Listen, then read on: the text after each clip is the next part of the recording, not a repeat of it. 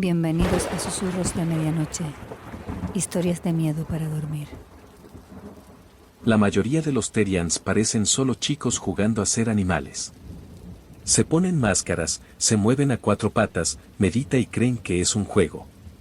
Pero hay algunos, unos pocos, que cruzan la línea. Que dejan de ser humanos en su mente. Que sienten, cazan y viven como animales reales.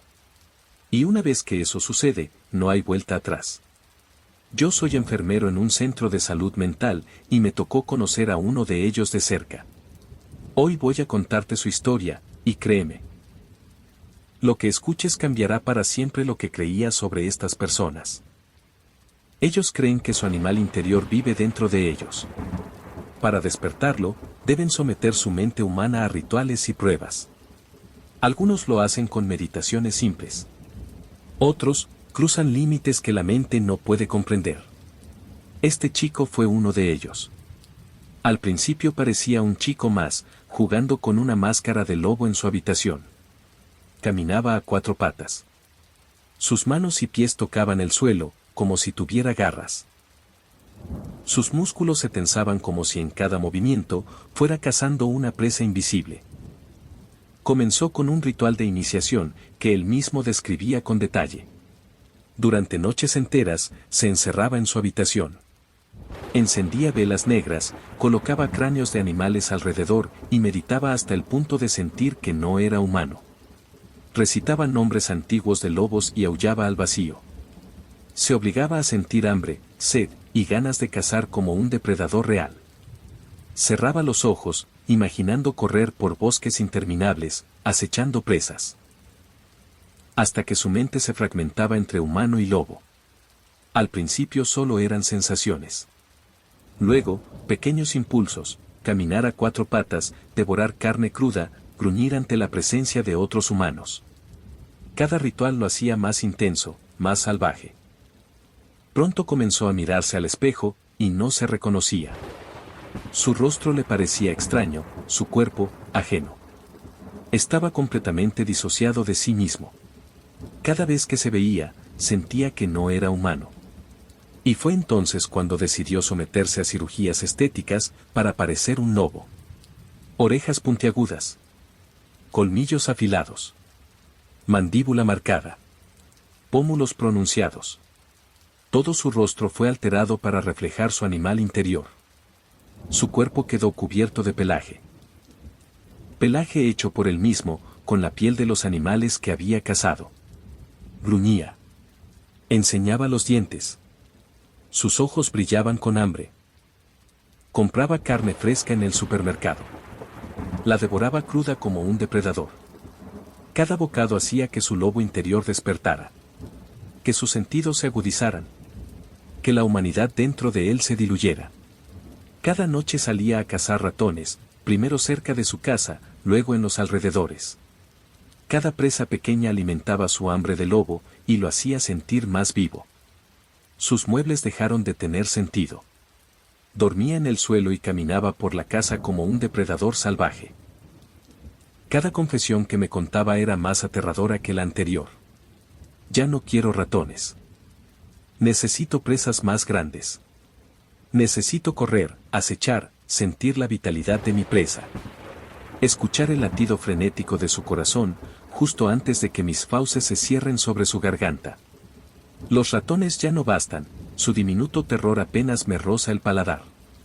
Necesito algo que luche, que corra, que me haga merecer la cena. Un día su madre, preocupada por semanas de silencio y mensajes sin respuesta, decidió visitarlo. Al abrir la puerta, un hedor nauseabundo la golpeó. Olía a carne podrida y excrementos. La sala de estar se veía irreconocible. Los muebles estaban destrozados, astillados, como si una bestia los hubiera embestido una y otra vez.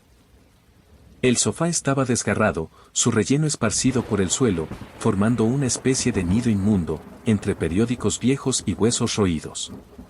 Los visillos colgaban en jirones y las paredes estaban marcadas con arañazos profundos que dejaban ver el yeso. No había televisión, ni ordenador, ni libros. Solo oscuridad, caos y ese olor a guarida. Y entonces lo vio. Agazapado en un rincón, había una criatura. Su hijo había desaparecido. En su lugar, un ser salvaje la observaba. Sus cirugías habían transformado por completo su rostro.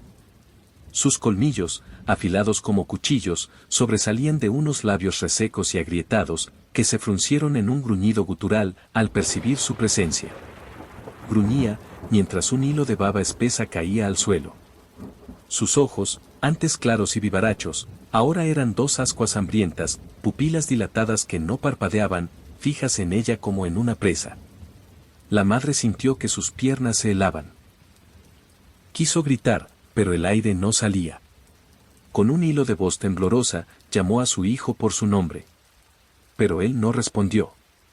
Solo soltó un gruñido más profundo, más amenazador.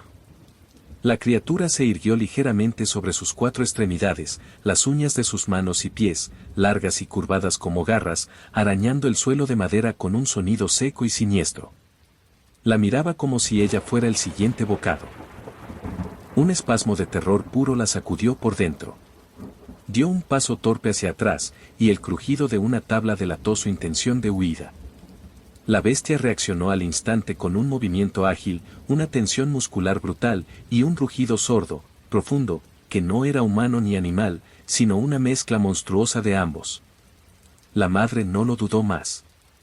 Giró y huyó escaleras abajo. No se detuvo hasta llegar a la calle, hasta mezclarse con el tráfico, la gente y sentirse a salvo.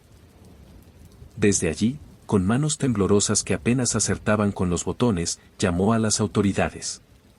Cuando la policía y los servicios de emergencia entraron en el piso, no encontraron nada. Solo el nido, los restos, el hedor y las marcas de garras en la puerta trasera que daba al patio, dejando un rastro que se adentraba en el bosque. Allí vivió como un verdadero depredador. La psicología del lobo lo dominaba completamente. No había miedo, solo supervivencia, instinto, caza. Aprendió a moverse en silencio. A leer cada sonido del bosque. A esperar pacientemente el momento exacto de atacar. Cada presa que tomaba, fortalecía su lobo interior. Y eliminaba cualquier vestigio de humanidad. Perdió la capacidad de hablar. De caminar erguido. De socializar. Su mente humana estaba enterrada bajo capas de instinto depredador, hambre y territorialidad.